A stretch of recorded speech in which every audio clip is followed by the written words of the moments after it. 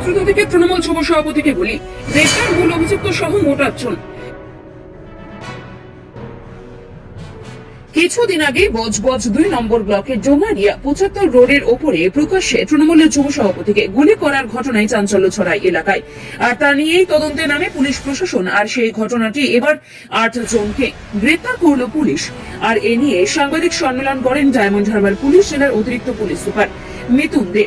Police সূত্রে জানা যায়, রবীন্দ্রনাথ নস্করের সাথে তৃণমূল নেতার কৃষ্ণ মণ্ডলের ব্যবসায়িক শত্রুতার কারণে এই শুট আউটের ঘটনা। তবে এর পেছনে আরো কি কারণ রয়েছে তা খতিয়ে দেখছে পুলিশ।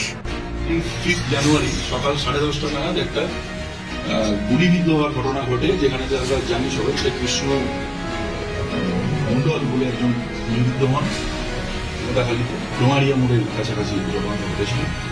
যাই হোক, উনি এখন সিএমআরএতে চিকিৎসাধীন আছেন। অনেকটাই লাস্ট মেডিকেল ট্রিটমেন্ট, ওনার অবস্থা স্টেবল আছে। এই কেসটাতে আমরা মোটামুটি এর যে মোটিভ বা যে কারণে ঘটনা ঘটেছে সেটা আমরা মোরাললেস করে নিয়েছি, ডিভাইড করে নিয়েছি। এবং এখানে এই কেস কানেকশনে এখন পর্যন্ত পুলিশ 8 জনকে অ্যারেস্ট করতে সক্ষম হচ্ছে। আমরা এই থানার পুলিশ সিডিও বিষ্ণুপুর, ওসি শিবজি, নোয়াখালী এবং টিম আমরা সবাই মিলে 8 জনকে আমরা এখন পর্যন্ত অ্যারেস্ট করতে সক্ষম হয়েছি। 8 জনের মধ্যে আমরা যেটা পেয়েছি যে এখানে যেটা শুভ বলে যে আছে ওর আলিয়াস নাম হচ্ছে রবীন্দ্রনাথ নস্কর আলিয়াস শুভ, এর সঙ্গে একটা যে ব্যবসায়িক শত্রুতা আমরা বলতে পারি, একটা টাকা পয়সা কিন্তু শত্রুতা, সেইটার কারণে he actually hatched up the plot and got it executed through যে মূল আসামি সে হচ্ছে শোভরাজ কাজী আলিয়াস রাজ। তো এও একজন ক্রিমিনাল।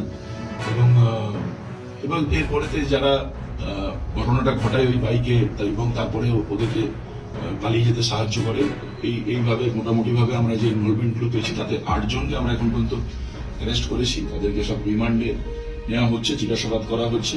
আরো 1-2 জনকেও আমরা যাদের কমপ্লিসিটি আছে সেটা আমরা we have been able to identify them, এবং দ্রুত 1-2 দিনের মধ্যে আরো একটা অ্যারেস্ট হবে এবং this case is more or less sorted. মূল বিষয় হ্যাঁ, দুজনই একসঙ্গে আগে করতো 5 বছর আগে, তারপরে দে ফেল অ্যাপার্ট বিভিন্ন টেনশনের কারণে। বেশিরভাগ আমরা এখন পর্যন্ত যেটা পাচ্ছি ইনভেস্টিগেশন সিগনিফিকেন্ট মানি টাকা পয়সা ভাগ বাটোয়ারা নিয়ে কিছু সমস্যা না। এখন পর্যন্ত যারা অ্যারেস্টেড হয়েছে তাদের যেটুকু আমরা ডিটেলসে ভেরিফাই করেছি, তাদের কোনো কিছু পলিটিক্যাল কিছু নেই।